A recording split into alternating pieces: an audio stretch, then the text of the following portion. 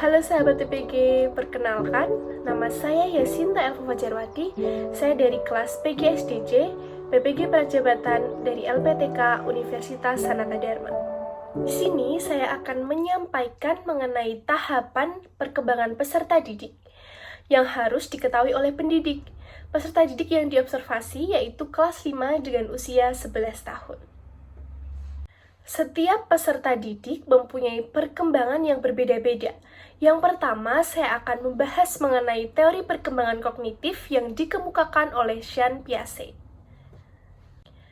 Peserta didik kelas 5 dengan usia 11 tahun yang saya observasi ini pada suatu SD termasuk dalam tahap operasional konkret.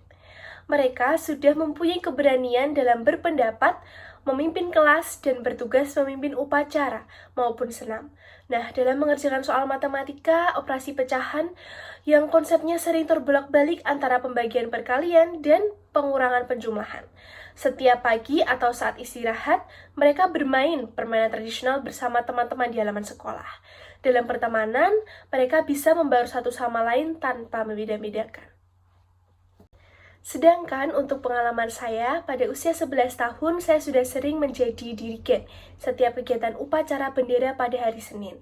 Lalu sudah mampu memahami perkalian dan pembagian melalui pembiasaan mencongak dengan pembiasaan awal menggunakan visualisasi gambar dan barang yang disusun. Saat usia 11 tahun, saya senang sekali bermain permainan tradisional bersama teman-teman saat di sekolah.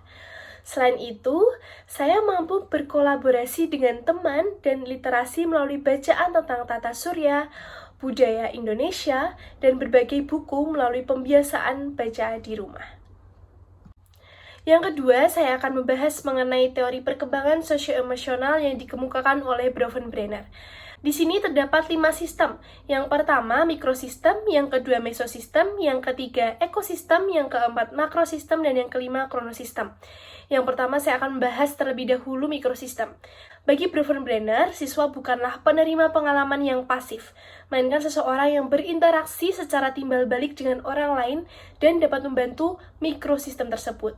Di sini, untuk kelas 5 pada SD yang saya observasi ini, peserta didik tidak ada yang merasa dikucilkan atau merasa tertekan di kelas. Semua dapat saling membaur dan rukun, bahkan saling memberi dukungan satu sama lain. Untuk yang kedua yaitu mesosistem. Mesosistem ini hubungan antara mikrosistem, antara pengalaman keluarga dan pengalaman sekolah serta rekan sebaya. Nah, dalam peserta didik kelas 5 ini, terdapat peserta didik yang memiliki kemampuan rendah dalam bidang akademik dan tertinggal dengan teman-temannya. Disebabkan karena orang tua yang sibuk bekerja dan tidak diberikan bimbingan tambahan. Tetapi, ada juga peserta didik yang memiliki kemampuan unggul dalam bidang akademik, karena mendapatkan perhatian penuh dan motivasi yang tinggi dalam dirinya, sehingga ia dapat nilai yang baik dalam kelas. Lalu yang ketiga yaitu adalah ekosistem. Ekosistem ini berfungsi ketika pengalaman di keadaan lain, di mana siswa tersebut tidak memiliki peran aktif atau mengalami apa yang dialami siswa dan guru dalam konteks terdekat.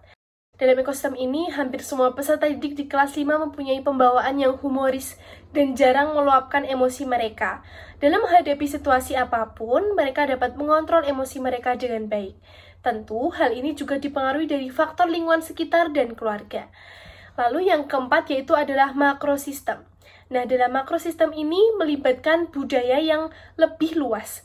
Budaya mencakup peran faktor etnis dan sosial ekonomi dalam perkembangan anak-anak. Inilah konteks yang paling menyeluruh, di mana siswa dan guru tinggal termasuk berbagai nilai dan kebiasaan masyarakat. Budaya yang ada di sekolah disertai pembiasaan dan pengawasan dari guru ini dapat melatih peserta didik menjadi individu yang santun dan bertata krama. Hal ini dicontohkan ketika perilaku peserta didik yang menunduk pada saat melewati orang yang lebih tua. Selain itu, mereka juga selalu mengucapkan maaf, tolong, dan terima kasih. Lalu yang kelima yaitu adalah kronosistem. Dalam kronosistem ini mencakup kondisi sosio-historis dari perkembangan para siswa. Peserta didik sudah menggunakan teknologi yang mendukung penuh dalam proses pembelajaran. Mereka sudah terlatih untuk mengoperasikan alat elektronik. Sedangkan untuk pengalaman masa kecil saya ketika usia 11 tahun, yang pertama dalam mikrosistem, saya lebih sering berinteraksi dengan teman-teman di sekolah. Mulai dari pagi hingga sore hari, saya berinteraksi dengan mereka dikarenakan orang tua yang sibuk bekerja. Lalu, yang kedua, mesosistem, dikarenakan orang tua yang sibuk bekerja, saya diberikan bimbingan tambahan atau les. Mereka memperhatikan peningkatan yang saya alami, dan ketika mendekati ujian, mereka memberikan drill atau latihan soal kepada saya agar memperoleh nilai yang memuaskan. Lalu dalam ekosistem, dahulu saya saat bersama dengan teman-teman, pertemanan itu cenderung berkelompok dan ingin bersaing satu sama lain. Terbilang sensitif jika terdapat suatu masalah dalam menyelesaikan dengan waktu yang agak lama. Nah, untuk makrosistem, saya masih ingat akan budaya positif yang ditanamkan oleh orang tua atau guru untuk bersikap santun dan menghormati orang yang lebih tua atau dengan siapapun itu untuk berlatih dengan berbahasa krama. Nah, lalu yang kronosistem, saya belum mempunyai smartphone saat itu, tetapi hanya handphone yang bisa digunakan untuk SMS dan telepon saja. Handphone zaman dulu juga belum mampu untuk mengakses internet.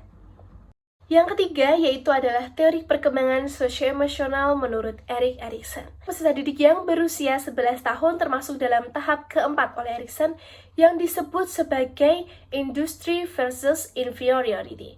Tahap ini terjadi pada masa sekolah dasar, dari usia 6 tahun hingga usia puber. Nah, inisiatif anak membuat mereka berhubungan dengan banyak pengalaman baru. Mereka menggunakan energinya untuk menguasai pengetahuan dan keterampilan intelektual. Peserta didik yang saya observasi ini mempunyai kemampuan akademik dan non-akademik yang beragam. Terdapat peserta didik yang pintar, cukup pintar, dan kurang pintar. Beberapa dari mereka memiliki bakat di bidang tari, melukis, maupun bidang olahraga lainnya. Pengalaman yang mereka miliki mendorong untuk pengembangan dirinya dengan kegiatan yang sudah mereka lakukan, baik dalam kelas seperti berdiskusi, presentasi, berpendapat, maupun di luar kelas seperti pramuka, kerja bakti, dan ekstrakurikuler lain.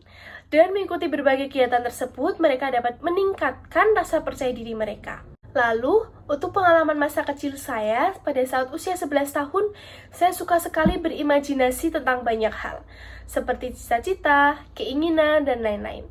Saya mengembangkan bakat dalam bidang menari tradisional. Terdapat perbandingan karakteristik peserta didik dengan karakteristik pengalaman masa kecil. Nah, pada perkembangan secara kognitif terjadi pada zaman sekarang melalui penerapan pembelajaran di sekolah yang menjelaskan hal yang abstrak kepada peserta didik melalui kegiatan praktik dan pembelajaran yang berbasis proyek.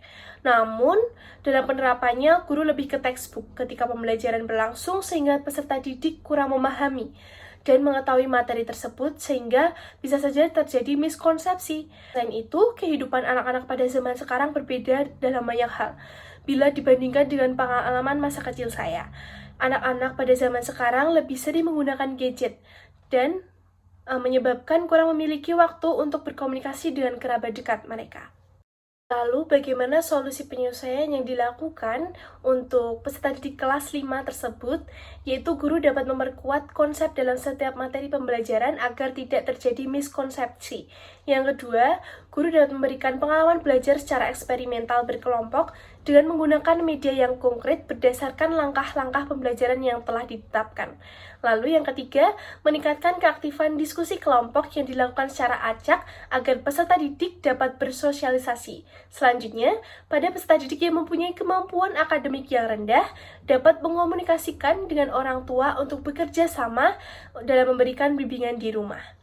Sekian pembahasan saya mengenai teori perkembangan peserta didik kelas 5 dengan usia 11 tahun menurut teori Piaget, Bronfenbrenner, dan Erikson. Semoga apa yang saya sampaikan bermanfaat. Terima kasih.